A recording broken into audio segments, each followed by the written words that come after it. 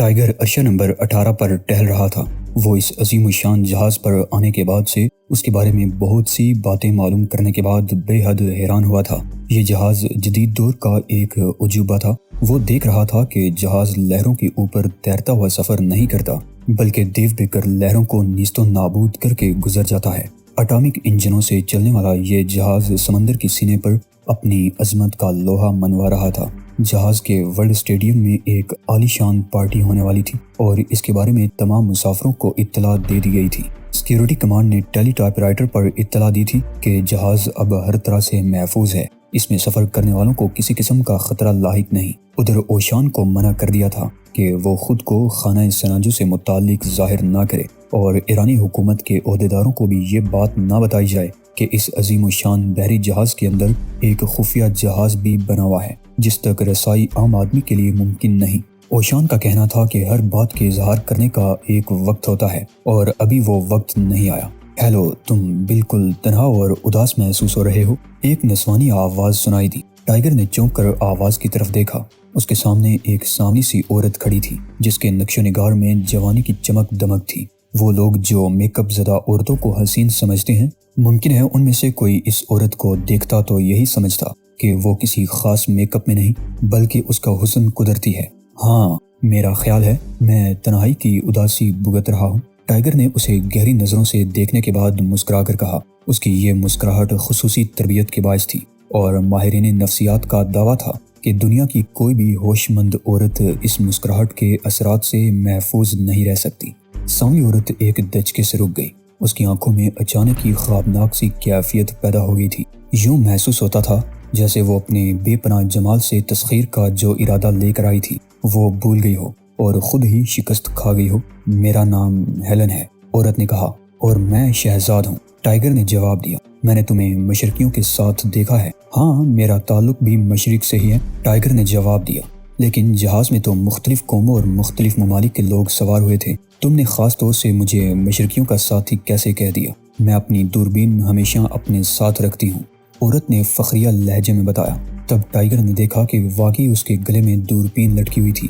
میں خاص طور سے وہ کئی عدد آہنی صندوق دیکھ کر حیران ہوئی تھی جنہیں وہ بوڑھا کوریائی اپنے ساتھ لایا تھا۔ وہ کورین ہے نا؟ ٹائیگر نے اس بات میں سر ہلایا۔ ان صندوقوں کو دیکھ کر مجھے تو یہی گمان گزرا تھا کہ ان میں ڈائنامائٹ بند ہے، عورت نے مسکرا کر کہا۔ اب وہ ٹائیگر کی مسکراہٹ کے اثر سے نکل گئی تھی اور اس کے دل کا دماغ سے تسلط ہٹ گیا تھا، گویا وہ جذبات کے معاملے میں ایک غیر معمولی عورت تھی، ورنہ اتنی جلدی دنیا کی سب سے زیادہ متاثر کر دینے والی مسکراہٹ کے اثر سے ہرگز نہ نکل پاتی۔ تم کوریا کے باشندوں کی ایکسپرٹ معلوم ہوتی ہو؟ ہاں، اس کے علاوہ بھی میں کئی باتوں میں ماہر ہوں، وہ نہایت فخریہ انداز میں مسکرائی۔ اوہ، گویا تم واقعی ایکسپرٹ ہو، یعنی ماسٹر ہو؟ ٹائیگر کے لہجے سے یوں ظاہر ہونے لگا جیسے وہ اس کی شخصیت سے بے حد متاثر ہو گیا ہو۔ کیا تم کہیں اپنے یہ فنون سکھاتی بھی ہو؟ نہیں، میں ایسا نہیں کرتی، بلکہ میرے پاپا اس بات کی اجازت نہیں دیتے۔ تاہم میں کثرت سے مطالعہ کرتی ہوں اور جب بھی مجھے کوئی کارآمد موضوع اور اس کا ماہر مل جاتا ہے تو میں فوراً اس کی خدمات حاصل کر لیتی ہوں۔ ٹائیگر نے اس بات میں سر ہلا دیا، انداز میں ستائش تھی۔ ڈیڈی کا خیال ہے کہ دنیا کا کوئی بھی مرد کسی ایسی عورت کو پسند نہیں کرتا جو سوچنے سمجھنے کی صلاحیت رکھتی ہو۔ اس سلسلے میں تمہارا کیا خیال ہے؟ ٹائیگر سوالیہ نظروں سے عورت کی طرف دیکھنے لگا۔ اس کا ایک ابرو کمان کی صورت اختیار کر گیا تھا۔ کچھ دیر وہ اس کی جانب دیکھتا رہا، پھر اس نے منہ پھیر لیا اور سمندر کی طرف متوجہ ہو گیا۔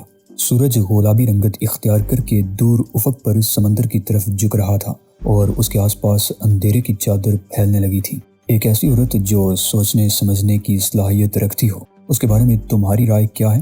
ہیلن نے اپنا سوال دہرایا۔ میں ان باتوں پر یقین نہیں رکھتا۔ پھر تم کس بات پر یقین رکھتے ہو؟ تمہیں اس سے کیا؟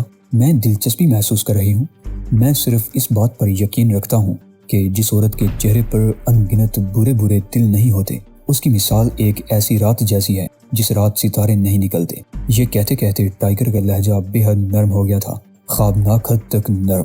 ہیلن چند لمحوں تک اس کی طرف دیکھتی رہی جیسے ٹائیگر کی بات اس کی سمجھ میں نہ آئی ہو، پھر اس کے ہونٹ اتنے حسین انداز میں مسکرائے کہ خود ٹائیگر اس کے لیے مثال تلاش کرنے کے لیے تصور میں سر کے بل کھڑا ہو گیا۔ بے حد حسین اور فلسفیانہ خیال ہے، وہ زیر لب بولی۔ نہیں، یہ ایک سادہ ترین بات ہے، بالکل ایسی جیسے سانس لینے کا عمل کسی کے لیے حیرت انگیز نہیں ہوتا۔ تم ایک پرکشش جوان ہو، ہیلن نے تعریفی لہجے میں کہا۔ تمہیں دوسروں کو اپنی طرف متوجہ کرنا آتا ہے، اگر نہ بھی آتا ہوتا تب بھی لوگ تمہاری طرف ضرور کھنچ جاتے ہوں، اور تم ایک لڑکی ہو، اس کے علاوہ کیا ہو؟ میرا مطلب ہے تم کوئی رپورٹر ہو یا نقاد؟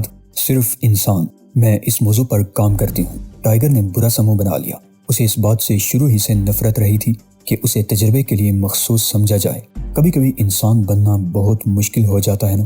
یہ کہتے ہوئے وہ دوبارہ مسکرائی تو ڈوبتے سورج کی سرخی نے اس کے چہرے سے منعکس ہو کر اس کے نقش و نگار میں ایسی چمک دمک پیدا کر دی جو آنکھوں کو خیرہ اور دھڑکنوں کو بے ترتیب کرنے کی صلاحیت سے مالا مال تھی۔ انسان بننا یا ہر وقت انسان بنے رہنا واقعی ایک مشکل کام ہے، ٹائیگر نے تائید کی۔ خدا نے ہمیں انسان بنا کر دنیا میں بھیجا، لیکن آج ہم میں سے کتنے انسان ہیں؟ بعض حیوان بن چکے ہیں، بعض درندے ہیں اور بعض شیطان۔ یہ کہتے ہوئے وہ زینے کی طرف بڑھ گیا۔ اس نے لڑکی کو نظر انداز کر دیا تھا، حالانکہ ہیلن اب بھی اس کے ساتھ چل رہی تھی۔ نہ جانے کیوں ٹائیگر کو اچانک ہی بے چینی کا احساس ہونے لگا تھا۔ وہ ایک ہال وے میں پہنچ گیا جہاں سفید رنگ کا ایک بے داغ قالین بچھا ہوا تھا۔ اس ہال وے کے دروازے سے نکل کر وہ لفٹ کی طرف چل دیا۔ ہیلن اب بھی اس کے ساتھ ساتھ چل رہا تھا۔ جب ٹائیگر نے کافی دیر تک اس کی طرف کوئی توجہ نہ دی تو وہ پوچھے بغیر نہ رہ سکی۔ کیا میری کسی بات سے تم ناراض ہو گئے ہو؟ نہیں، ٹائیگر نے جواب دیا۔ اس کے دل میں اضطراب بڑھتا جا رہا تھا۔ پھر کیا بات ہے؟ ہیلن نے اصرار کیا۔ میں نے تمہیں اپنے ساتھ چلنے کی دعوت نہیں دی تھی، ٹائیگر نے خشک لہجے میں کہا۔ میرا خیال ہے کہ تم عرشے پر محض ہوا خوری کے لیے نکلی ہو۔ ہاں، اور اس دوران ایک ایسے نوجوان سے ملاقات ہو گئی جسے میں دل سے پسند کرنے لگی ہوں۔ اب میں اس نوجوان کو کیسے تنہا چھوڑ دوں؟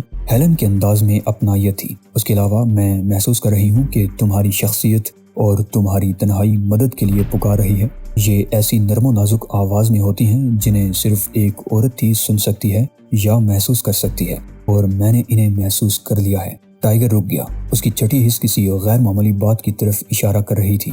اس نے دائیں بائیں نہیں دیکھا بلکہ اپنی حسیات کے ذریعے محسوس کرنے کی کوشش جاری رکھی۔ لڑکی اس سلسلے میں صاف تھی، کچھ اور ہی گڑبڑ تھی، لیکن کیا؟ اس کا ذہن اسے تلاش کرنے میں کامیاب نہیں ہو رہا تھا۔ مان اسے خفیف سی سرسراہٹ سنائی دی۔ اس نے سامنے راہداری کی چمکدار دیوار پر نظریں گاڑ دیں۔ عقبی دیوار میں ایک دراڑ پیدا ہو رہی تھی۔ ہیلن اس کے ساتھ کھڑی اسے دیکھ رہی تھی۔ غالباً اسے اپنے سوال کے جواب کا انتظار تھا۔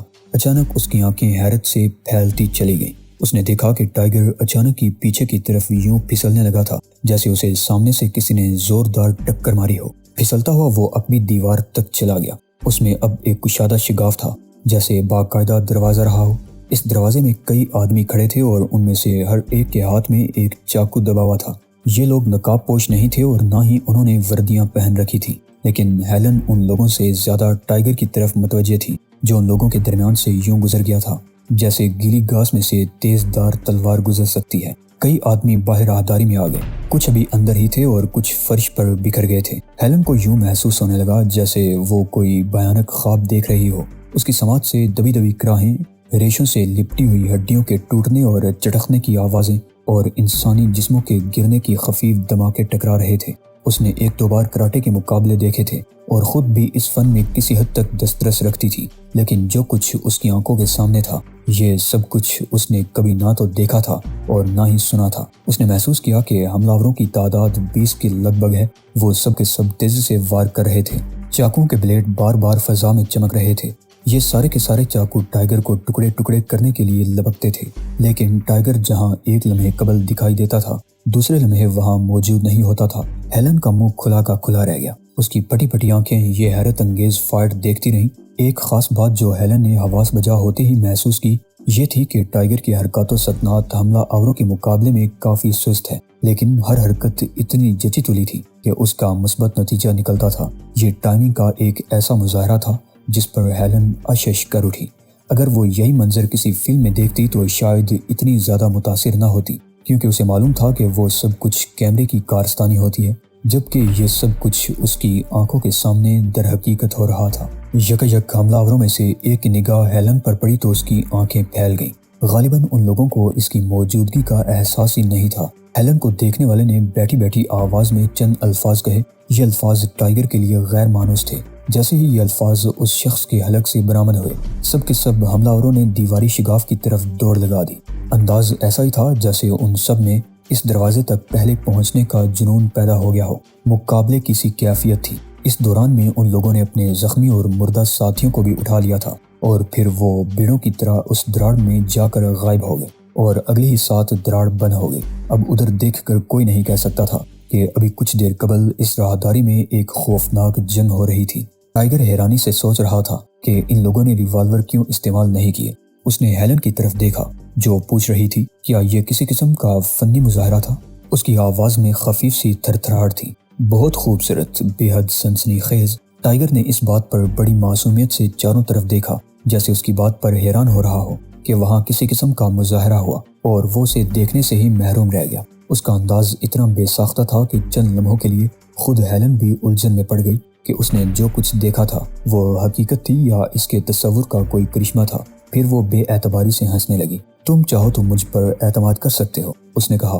یہ ایک ایسی بات ہے، ٹائیگر نے جواب دیا، جس کا کسی انسانی منہ سے نکلنا ہی غیر انسانی امر ہے۔ تم ایک احمق لڑکی ہو جو ایک ایسا دعویٰ کر رہی ہو جس کی حقیقت کا تمہیں خود بھی علم نہیں۔ ہیلن کی مسکراہٹ بجھ گئی۔ کسی نے اس کے منہ پر اسے احمق کہا تھا۔ یہ شاید اس کی پوری زندگی میں پہلی بار ہوا تھا۔ اب تک غالباً وہ نوجوانوں سے اپنے حسن کے قصیدے ہی سنتی آئی تھی، گویا اسے کسی نے بھی نظر انداز نہیں کیا تھا، جبکہ ٹائیگر کا رویہ ایسا ہو گیا تھا جیسے ہیلن اس کے نزدیک مٹی کی کسی مورتی سے زیادہ اہمیت نہ رکھتی ہو۔ یہ بات اس کے لیے بے حد ناقابل فہم تھی۔ وہ اپنے حسن کی کرشمہ سازیوں سے آگاہ تھی، لیکن یہاں تو معاملہ کچھ ایسا لگ رہا تھا جیسے پتھر میں جونک نہیں لگے گی۔ ٹائیگر نے ادھر ادھر دیکھا، اسے راستے کی تلاش تھی۔ اس وسیع و عریض اور کئی عرشوں والے جہاز پر ایک یہی بات اس کے لیے سب سے زیادہ پریشانی کا باعث تھی۔ اس نے سوچا کہ اگر وہ سیدھا کوریڈور میں چلتا رہے تو وہ ایک زینے تک پہنچنے میں کامیاب ہو جائے گا۔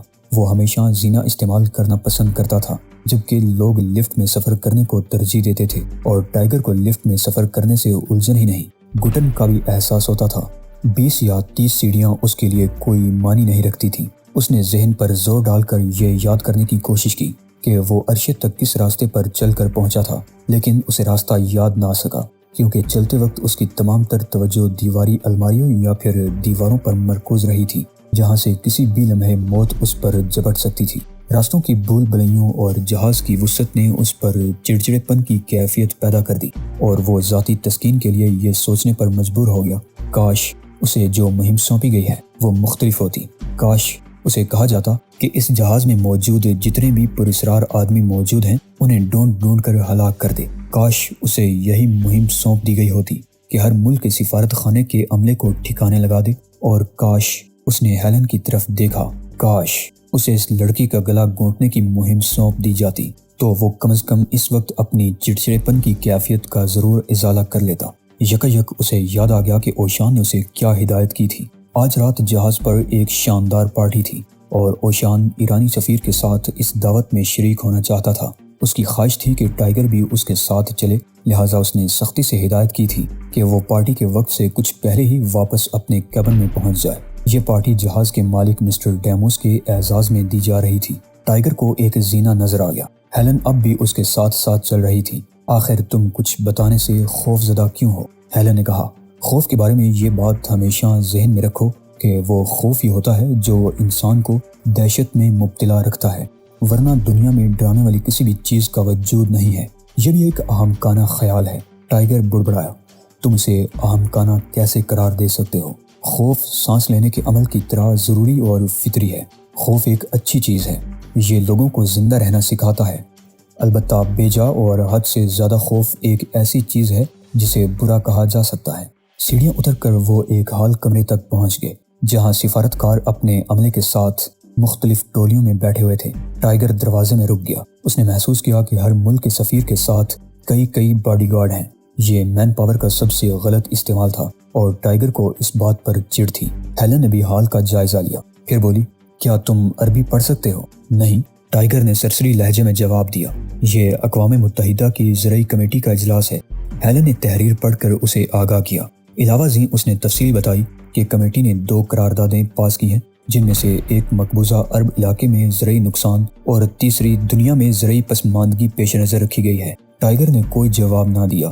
جانتے ہو یہ ایک بڑی ہی دلچسپ بات ہے۔ ٹائیگر نے سوالیہ نظروں سے اس کی طرف دیکھا۔ جب الجیریا نے فرانسیسیوں کو ٹھوکر مار کر ملک سے نکال باہر کیا تھا تو اس وقت ان کا ملک زرعی مصنوعات برآمد کیا کرتا تھا، اور جب خود ان کی اپنی حکومت بن گئی تو غذائی قلت دور کرنے کے لیے انہیں دوسرے ممالک سے اشیاء درآمد کرنی پڑ رہی ہیں۔ میں اقوام متحدہ نامی ادارے سے زیادہ توقعات وابستہ نہیں رکھتا، تمہارا کیا ہے؟ وہ ناک پونچھ چڑھا کر بولی۔ تم تو ایک حسین لڑکی کی رفاقت پر بھی خوش نہیں رہتے۔ بڑوں کو چھوٹوں پر شفقت کا ہاتھ رکھنا چاہیے، نہ کہ اپنی طاقت سے انہیں غلام بنا لینا چاہیے۔ ٹائیگر نے جواب دیا، گویا اپنے موقف کی وضاحت کی، اور ایک زینے کی طرف بڑھ گیا۔ ہاں، یہی بات میں تمہیں بھی سمجھانے کی کوشش کر رہی ہوں، ہیلن نے مسکرا کر کہا، لیکن تمہاری سمجھ میں ہی کچھ نہیں آ رہا۔ جانتے ہو، جب میں نے پہلی بار تمہیں دوربین کے ذریعے دیکھا تھا تو اس وقت مجھے احساس ہو گیا تھا کہ ہم دونوں ایک دوسرے کے روحانی ساتھی ہیں۔ مجھے نظر انداز نہ کرو، ورنہ میں عرشے سے سمندر میں کود جاؤں گی۔ تمہیں تمہاری ضرورت ہے، مجھے تمہاری ضرورت ہے۔